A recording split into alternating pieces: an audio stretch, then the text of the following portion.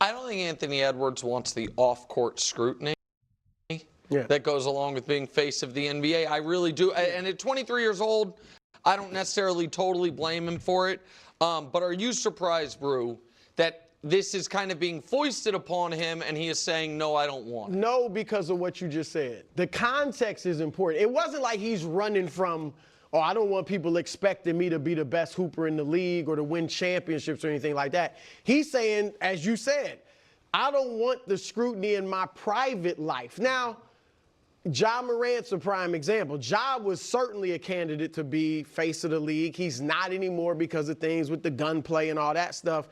But stay away from gunplay. It's not like you have to be an angel. I mean, you know, guys who are faces of the league, you can live your life and do your stuff. Just stay out of trouble, which I think he will. So I would have been bothered had he been running from it, you know, like for a basketball reasons. But that's not the case. And as you said, he's got everything. Everything. He's got the high-flying, exciting game. He's got the charisma. As you said, he was great. He stole the show in that movie he was in, Hustle. Yeah, and right, he's in commercials. He's got a shoe deal. Like, he has everything. Basketball-wise, what he has to do is start winning more. But, you know, they're seventh in the West. And they won 9 of their last 13. They've been on the upward trajectory, made a conference finals. So, yeah, I think he is the only, and I bet you guys agree, because Ja's out, for now at least. He's the only American player that's in the running, I think, for the future face of the league when LeBron and Steph are gone. So, real quick before you go, why do you think Tatum's not in the running? Because I don't think he is either, but I couldn't quite figure out why. I just, like, it was one of those, I just knew it when I see it. I'm like, because he's not that much old. Ant's 23, Ja's 25. Tatum's 26, so it's not like he's right, and a champion, and like, so why do you think he's just kind of dismissed as it? It's hard to put your finger on it. Me too. I just know that he's. And I like him a lot. I feel like with Tatum, there's no flair to his game. Obviously he has a tremendous package. He has a great game.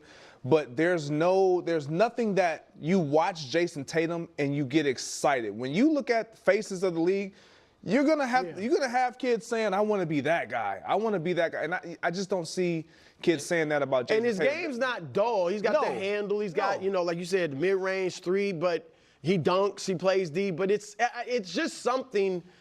He's not viewed, even though he's a number one on that team that won a championship, he's just not viewed. I actually think for Tatum, it's less to do with game and more to do with charisma.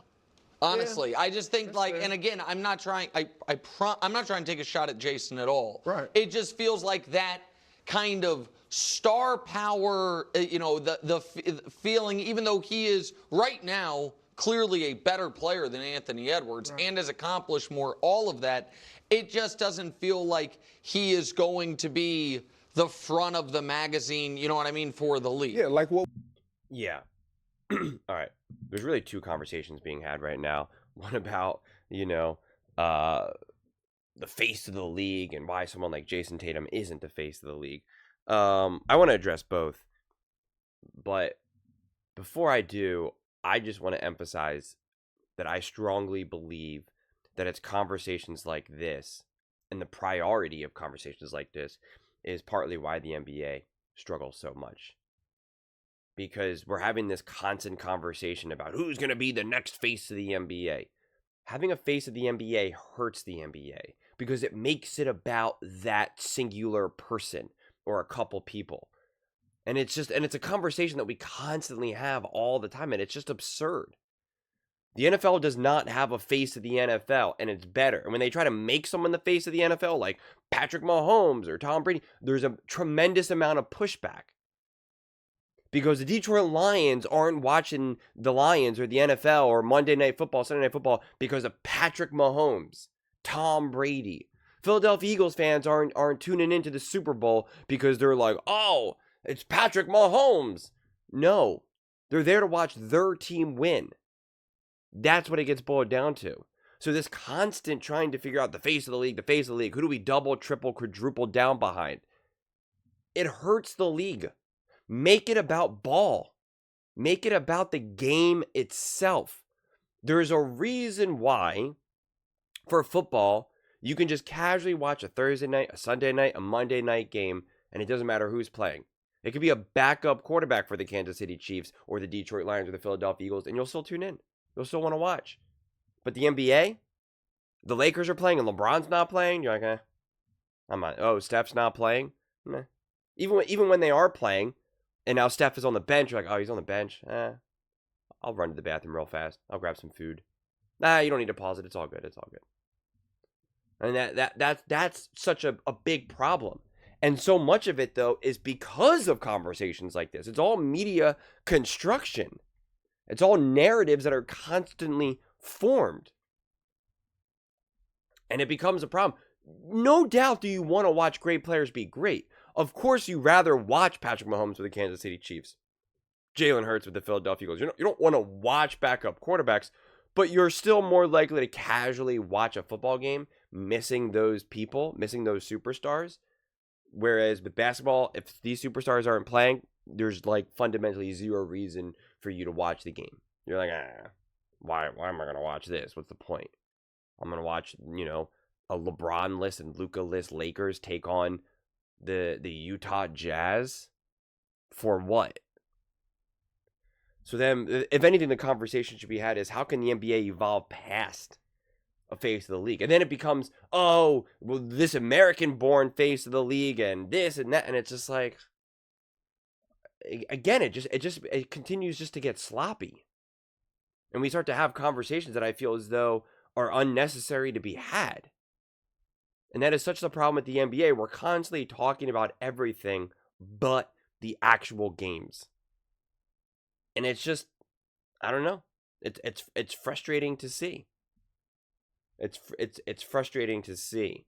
And then again, you have a Jason Tatum. People don't want what, they don't see Jason Tatum. It's not that his game. I mean, Greg's just kind of shooting from the hip there. Jason Tatum is, people just think that he's kind of corny. He's kind of like, speaking with the NFL, he's like Russell Wilson. So people they don't resonate with him. And so he lacks that charisma. And I love Jason Tatum. I'm happy he got his ring. He did it. He's a champion. Again, what they gonna say now, like all that type of stuff, I'm all for that. So I'm happy that he now has that monkey off his back and gets to be like, bro, I'm accomplished. Whether you like me or not doesn't matter at this point. Because I think Jason Tatum's awesome. And I think the fact that people don't want Jason Tatum to be the face of the league also kind of signifies the problem with the league. But I don't know, man. Just make it about ball.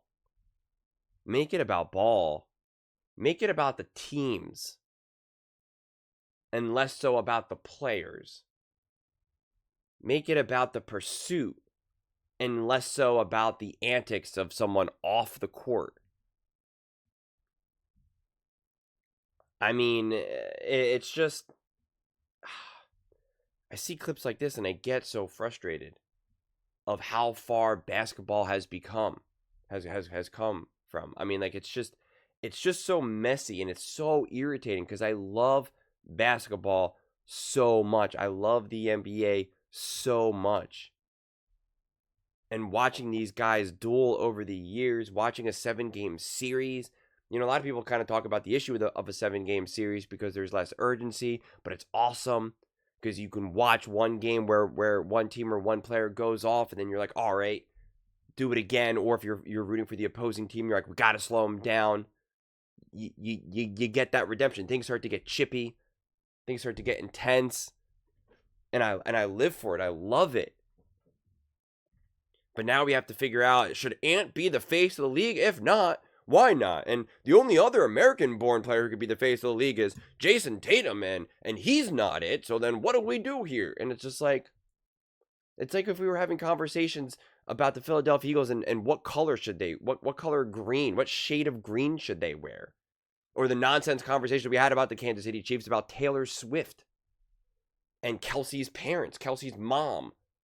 What celebrities in the box this week with Taylor Swift and Kelsey's mom? So who cares? Who cares?